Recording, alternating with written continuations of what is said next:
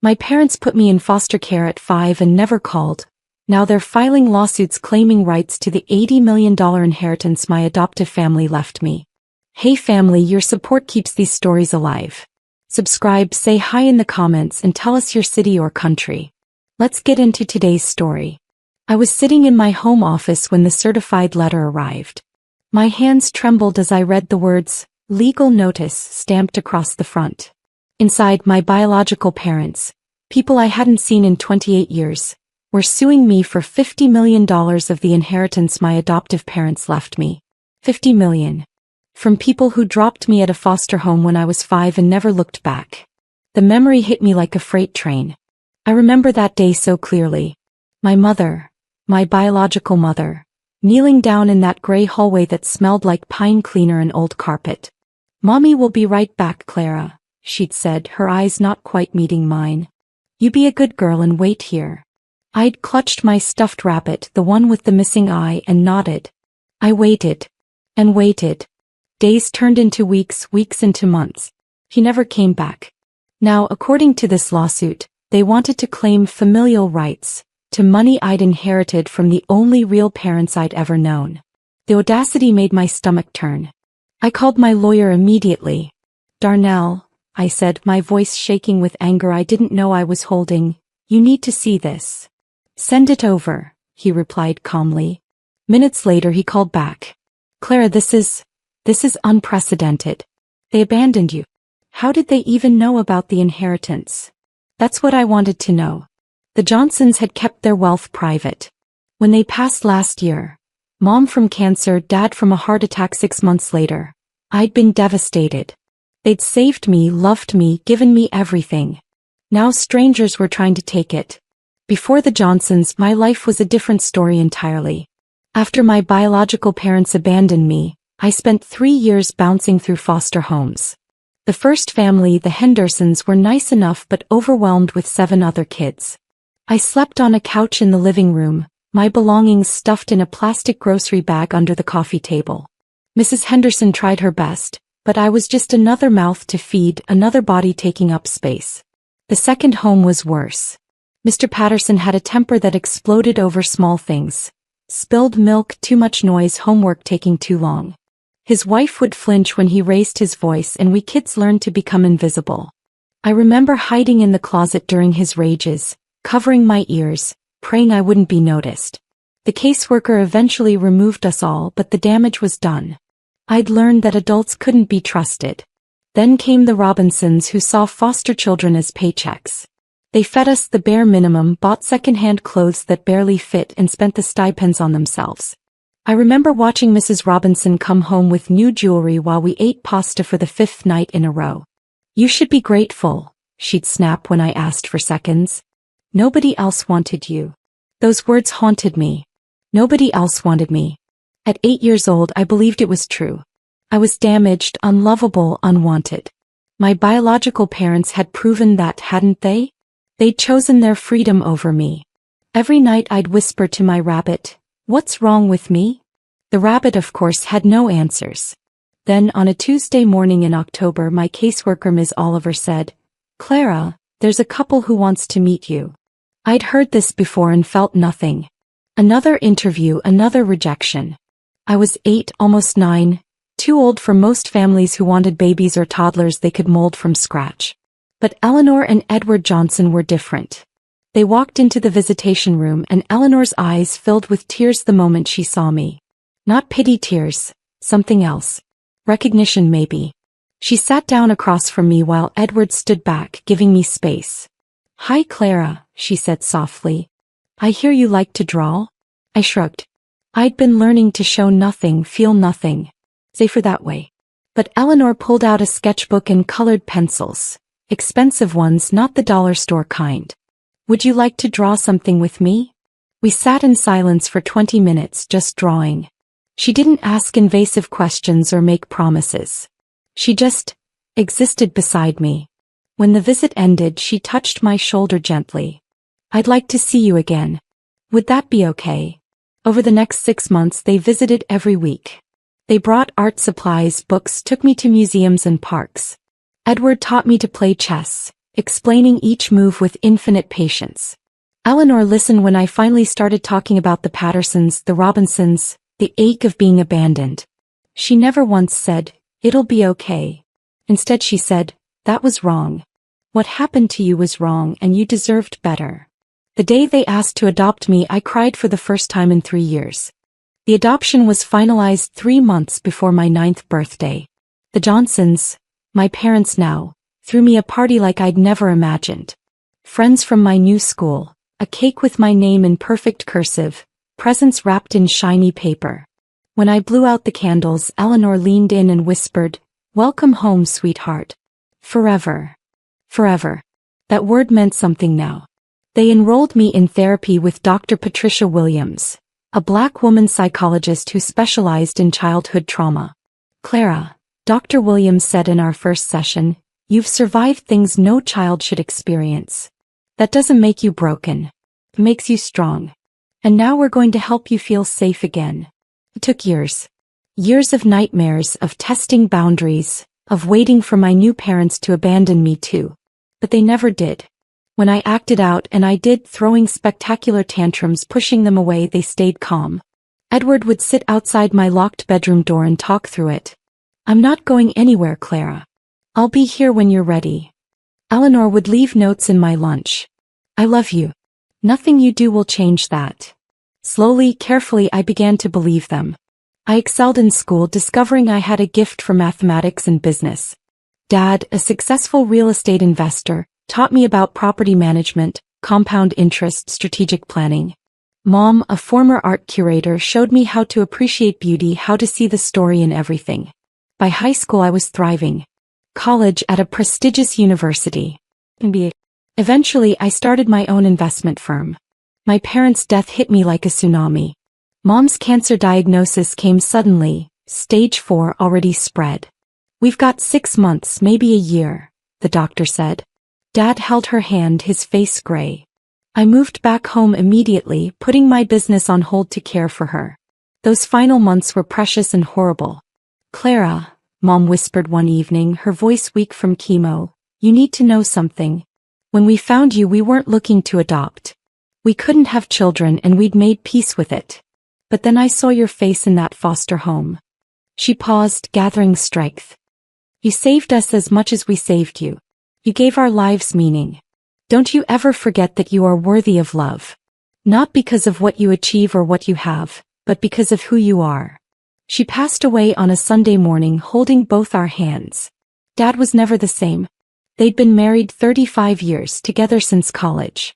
He tried to push through, but his heart, literally, couldn't take it. 6 months later he had a massive heart attack while sleeping. Peaceful, the doctor said.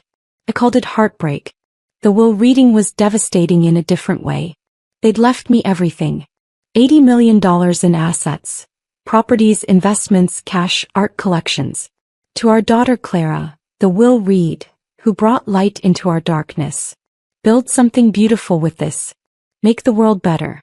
We'll always be proud of you. I sobbed in the lawyer's office, grateful and gutted. The money felt like ashes compared to their loss. I started a foundation in their names focused on foster care reform and adoption support. Felt right honoring them. After receiving the lawsuit, I hired a private investigator named James Tucker. I need to know everything, I told him. How they found out about the money, what they've been doing for 28 years, why they're coming after me now. James was former FBI, specialized in financial investigations. If anyone could uncover the truth, it was him. 2 weeks later he walked into my office with a thick file. Clara, you're not going to like this, he said, his expression grim. Your biological parents, Terrence and Shanice Walker, they're not struggling. They're living in a 4-bedroom house in the suburbs. Terrence runs a moderately successful construction company. Shanice works as a nursing administrator. Combined income around $200,000 a year. I stared at him. So they're not poor. Then why, there's more, James interrupted. They have 3 other children. Twin boys, aged 24, and a daughter aged 20. All raised in that house, all sent to college. Your brother Justin is a lawyer. That's who filed the lawsuit on their behalf. The room spun. They'd kept their other children. Raised them, loved them, paid for their education. But me? I was disposable. Why did they give me up? I whispered. James flipped through his notes. I interviewed some old neighbors, dug through court records. Best I can tell, they were young, 21 and 22 when they had you. Struggling financially, fighting constantly. When things got tough, they blamed each other. And they blamed you. They blamed a 5-year-old child? People do horrible things when they're overwhelmed, Clara. They told the foster system they needed temporary help. But they never came back. Against my lawyer's advice, I decided to meet them. I needed to look them in the eyes, hear their justification for themselves. We arranged to meet at a neutral location, a conference room in Darnell's law office. I arrived early, my heart hammering against my ribs. When they walked in, I almost didn't recognize them. Terrence Walker was tall, graying at the temples, wearing an expensive suit. Shanice had put on weight but still had the same eyes I remembered, brown, guarded. Behind them came their lawyer's son, Justin, carrying a briefcase. He looked like his father. Like my father, technically. The resemblance made me nauseous. Clara, Shanice said, her voice tentative. You've grown so much. You're beautiful. The audacity of that statement, as if she'd earned the right to comment on my appearance, as if she'd been there for any of my growth, made rage flash through me. Kept my voice level. Let's skip the pleasantries. You abandoned me 28 years ago and never looked back. Now you want $50 million. Explain. Terrence cleared his throat. We understand you're angry, but legally? I cut him off. You think this is about legality? You left a 5-year-old in foster care.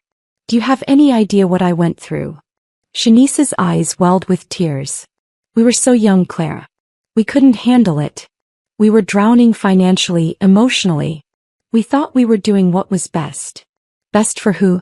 Certainly not for me. We made mistakes, Terrence said. But we're still your parents. Your blood family. The law recognizes abandonment, Darnell interjected coldly. Opened his briefcase, pulling out documents.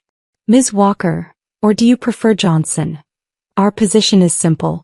You received an inheritance that rightfully should include consideration for your biological family.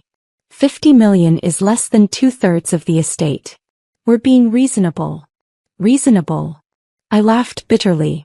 You kept 3 children. Raised them, paid for their education. But you threw me away like garbage. Tell me, Justin, did they mention me growing up? Did you even know I existed? His face flushed. That's irrelevant to the legal case. Answer the question. Silence. Then surprisingly, it was their daughter who spoke. She'd been standing in the corner and I hadn't even noticed her enter. I didn't know about you until last month, she said quietly. When they told us about the lawsuit, they said you'd been adopted by a wealthy family and never wanted contact with us. That's not true, I said, my voice breaking. I waited. For years I waited for them to come back. I thought something was wrong with me, that I was unlovable. Do you understand what that does to a child? Shanice was crying openly now. We were going to come back. We always meant to come back. But time passed and we heard you'd been adopted and we thought you were better off. You thought wrong. I spent 3 years in foster care before the Johnsons adopted me. 3 years being shuffled around, neglected, treated like a burden. And you were here the whole time, living your lives, having more children. Clara, please. Terrence reached for me. I jerked back. Don't touch me. You lost that right 28 years ago. The meeting ended badly, but it opened a door I hadn't expected. That evening their daughter, my half-sister, called me. My name is Kennedy, she said. I know you don't owe me anything, but could we talk? Just us. Against my better judgment, I agreed to meet her for coffee. Kennedy was 20, a junior in college studying social work. We sat across from each other, 2 strangers bound by blood and betrayal. I don't know what to say, she started. My whole life I thought I was the oldest. Learning about you, about what they did. I'm disgusted. She looked genuinely distressed. Preston and Patrick, our brothers, they're focused on the money. Dad convinced them you're some kind of con artist who manipulated a wealthy family. But I did research. I found articles about your foundation, your work with foster children. That's not a con. That's someone trying to heal. Why are you telling me this? I asked warily. Because it's wrong. What they're doing is wrong. And I think. She hesitated. I think they've been lying to us our whole lives. About a lot of things. She pulled out her phone showing me photos. This is from their 20th anniversary party. Look at the date. I looked. 25 years ago. 3 years after they abandoned me. They threw a party, I said flatly. With all these people celebrating their love and commitment. While I was sleeping on a stranger's couch, wondering why my mommy didn't love me anymore. Kennedy's eyes filled with tears. I'm so sorry. I know it doesn't fix anything, but I'm so sorry. We talked for hours. She told me about growing up with parents who were loving but secretive, who never discussed their past. The deposition was scheduled for the following week. Darnell prepared me thoroughly. They're going to try to paint you as ungrateful, as someone who owes them biological loyalty. Stay calm, stick to facts, don't let them provoke you. But nothing could have prepared me for the emotional warfare that followed. Led the questioning. Ms. Johnson, you claim my clients abandoned you. But isn't it true they placed you in foster care with the intention of reclaiming you once their financial situation improved? No, I said clearly. They told the system they needed temporary help and never returned. That's abandonment, not intention.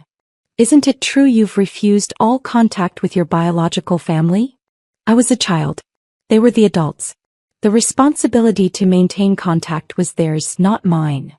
You benefited greatly from being adopted by a wealthy family. Would you have had the same opportunities with my clients? That's when I snapped. Your clients? They're your parents. And yes, I benefited from being adopted by people who actually loved me. People who showed up. People who didn't treat their child like a mistake they could erase. Miss Johnson, no, let me finish. Your parents had 3 more children after me. 3 children they kept, loved, supported. So clearly the issue wasn't financial stress or young parenthood. The issue was me. They didn't want me. And now, because the people who did want me left me money, suddenly I'm worth claiming? That's not family. That's greed. The room went silent. Even Justin seemed momentarily at a loss. Darnell touched my arm gently. Let's take a break, he suggested. But I wasn't done. James Tucker had been busy. In the break he pulled me aside with a new development. Claire, I found something. Your biological parents signed away their parental rights 8 months after placing you in foster care. It's in the court records. They didn't just abandon you informally, they legally terminated their rights so they couldn't be sued for child support. The world tilted. They terminated their rights? Completely. Which means this lawsuit has no legal standing whatsoever. They're not your parents in any legal sense. They gave that up. When we reconvened, Darnell dropped this bomb in the middle of the proceedings. Mr. Walker, I have here court documents from 27 years ago. Documents showing you and your wife voluntarily terminated your parental rights to Clara. Which means legally you have no claim to her inheritance. None. Terrence Sr.'s face went pale. Shanice looked like she might be sick. Scrambled. We weren't aware of. You're a lawyer representing your parents in a familial rights case and you didn't check the basic legal history? Darnell's voice was ice. Either you're incompetent or you knew and proceeded anyway. Which is it? The meeting devolved into chaos. Accusations flew. Terrence Sr. claimed he'd been told by the social worker that terminating rights was just a formality. Shanice sobbed that she'd been pressured, that she'd been young and scared. But the truth was clear in the documents. They'd signed away their rights to avoid responsibility. And now they wanted to claim benefits. This case is over, Darnell declared. We'll be filing a countersuit for emotional distress and legal fees. And if you persist with this lawsuit, we'll pursue sanctions. They persisted. Despite everything, they pushed forward, banking on some loophole, some sympathy from a judge.